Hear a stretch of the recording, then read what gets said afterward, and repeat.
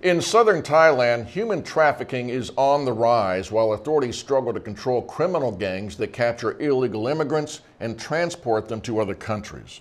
Thousands of Muslim Rohingya fleeing Burma, also known as Myanmar, have ended up under the brutal control of these gangs. Steve Sandford reported on the abuse that many of these victims face, and he talked with me about his coverage and the plight of the Rohingya in Burma and beyond.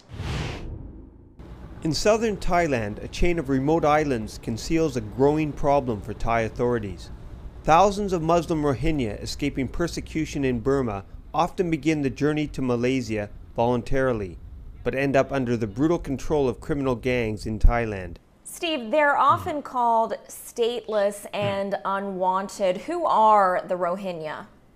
Well, the Rohingya are a ethnic Muslim group based primarily in Western Burma, in Bangladesh and India. Currently, there are about 700,000 of them in Rakhine State in Western Burma, but most of them are classified as stateless due to the Burmese military implementing a law in 1982, which basically eliminated them from the national standings.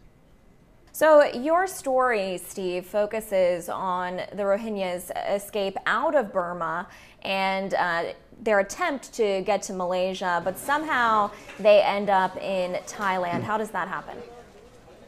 Well, quite often when they're leaving Burma, escaping the ongoing violence that's occurring over there right now, and the conflict, quite often they will pay to get a seat on a boat. They pay the smugglers in Burma a certain set fee, and then they set off, usually with a destination such as Malaysia.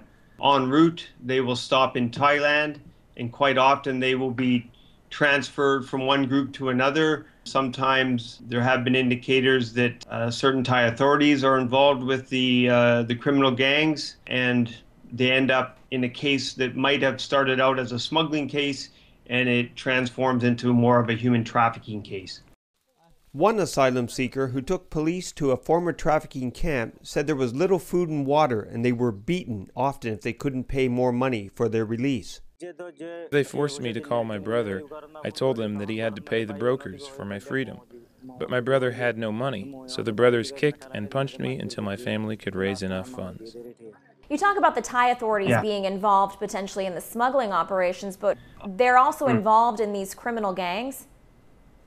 These trafficking routes between Burma and Malaysia have been well established over the last few decades. The Thai authorities quite often are aware of these trafficking gangs. Money is to be made, whether it's in looking the other way or helping in getting them through Thailand to Malaysia. There are also a lot of Thais that are sympathetic to the Rohingya. They understand the situation they're facing right now in Burma. At the same time, there is a huge amount of refugees from other countries that are coming through Thailand. So it's a bit of a difficult situation on both sides. What's being done about this then at the government level in Thailand? Because you're talking about authorities being complicit in these operations. So are there efforts in place to stop these gangs?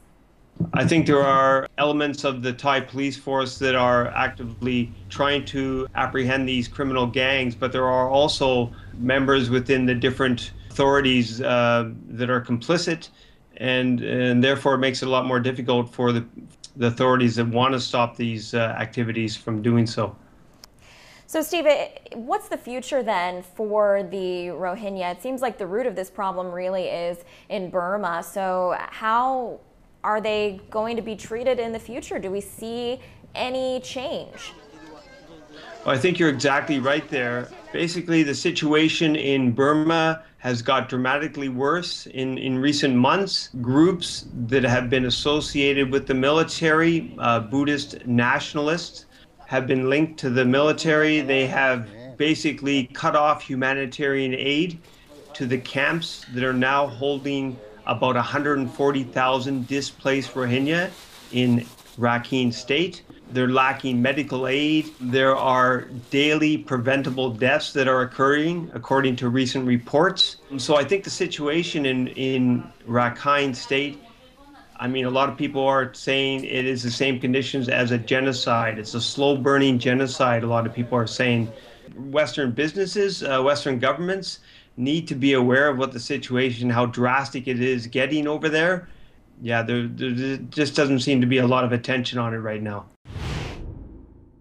And Steve says in addition to humanitarian workers not getting into Burma's Rakhine State, media also do not have free access, and there are reports of cholera and other preventable diseases not being treated there. And when you consider that the monsoon season is coming as well, things just get worse and these people just don't have anywhere to go. Yeah, So really sad tough spot. stories, yeah.